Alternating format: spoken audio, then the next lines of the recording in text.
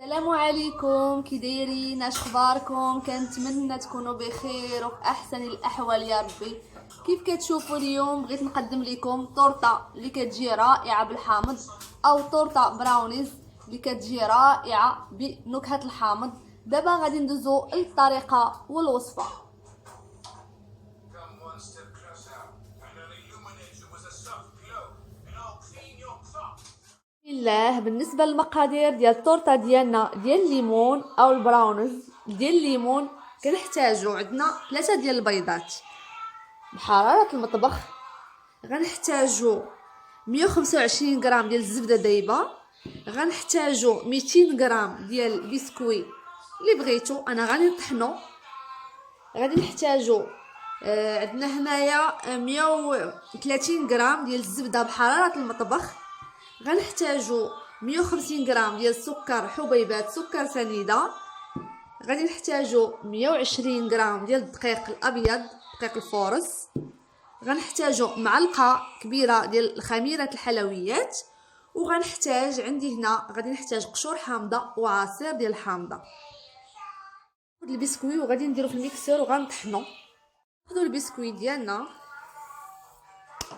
اللي طحنا، قلت لكم 200 غرام، وكناخذوا الزبده. بسم الله.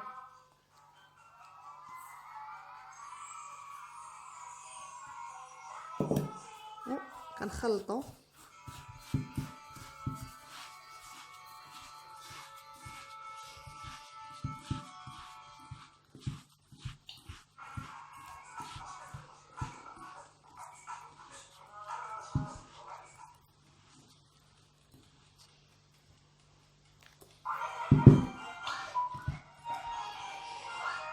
كناخذوا الطاوه اللي غادي نديرو فيها الطورطه ديالنا، كنوزعوها بالطريقه هذه.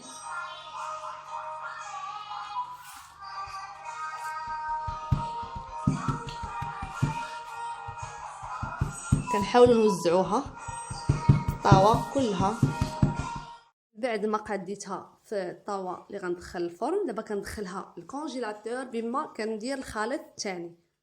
كناخذ الزبده كيف قلت لكم بحراره المطبخ.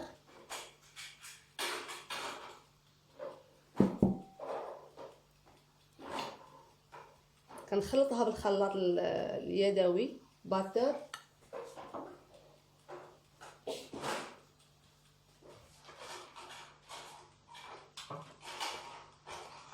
بسم الله.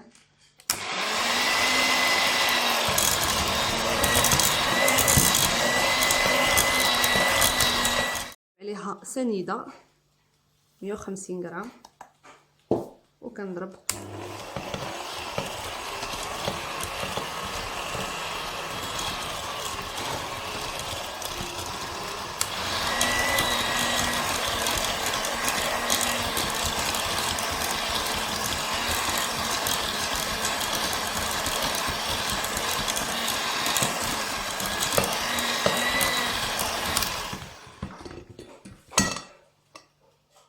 كنحك قشور ديال حامض.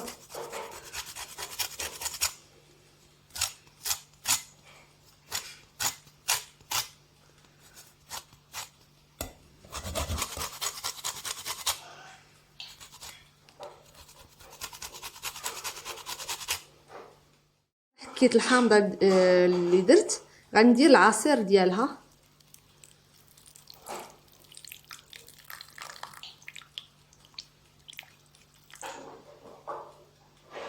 كتشوفوا كنضرب الباتر.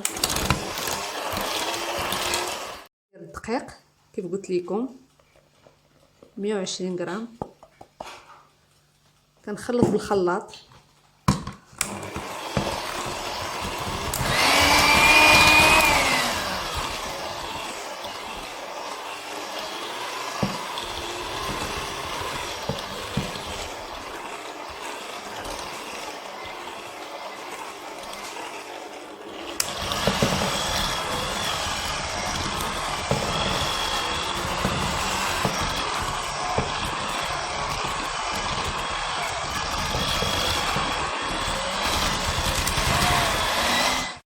بيضه ببيضه وكنطرب كتشوفوا بهذا الشكل هذا.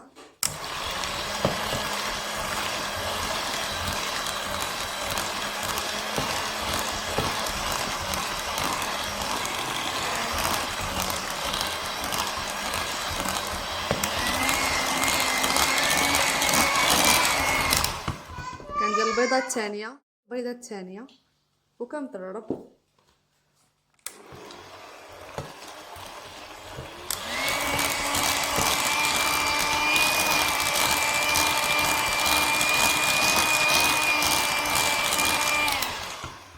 كندير البيضه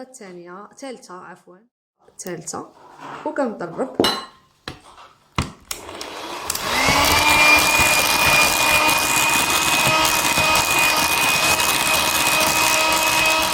ندير معلقه صغيره ديال خميره الحلوى وغنطرب. بعد كناخذ الطبقه الاولى ديال البسكوي مع الزبده وكنصب الخليط ديالي بهذا الشكل هذا كتشوفوا.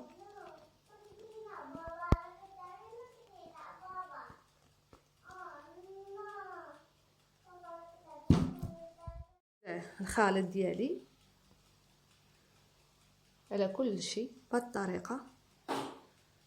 ومن بعد ما كنسالي من التوزيع ديال الخليط ديالي كندخل الطورطه ديالي للفرن اللي سبق لي سخنته مده ديال 25 دقيقه حتى 30 دقيقه.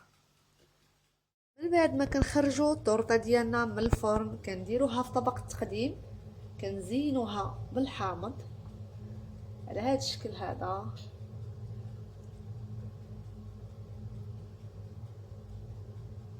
كيف كتشوفوا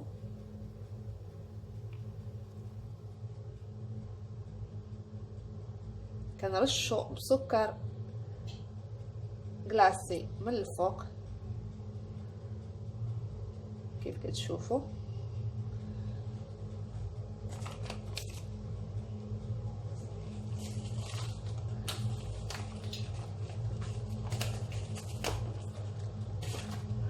بعد نرشها سكر كلاصي من الفوق.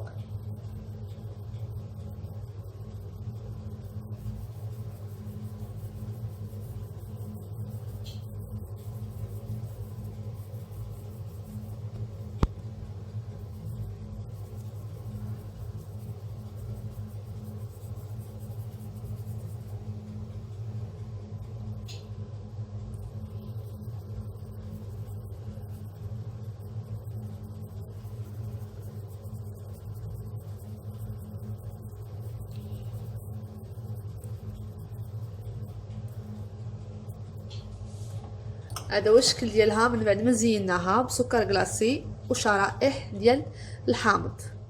نقسمها معاكم باش تشوفوا من الداخل. بسم الله.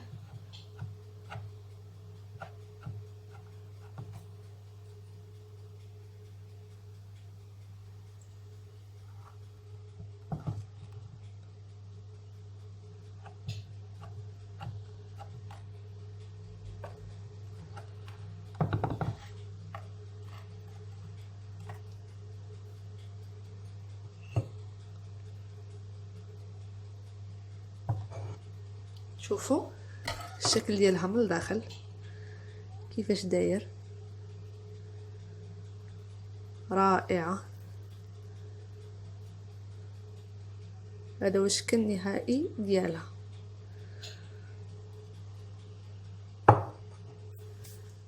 هذا هو الشكل النهائي ديال التورته ديال الحامض او تورته البراونيز ديال الحامض.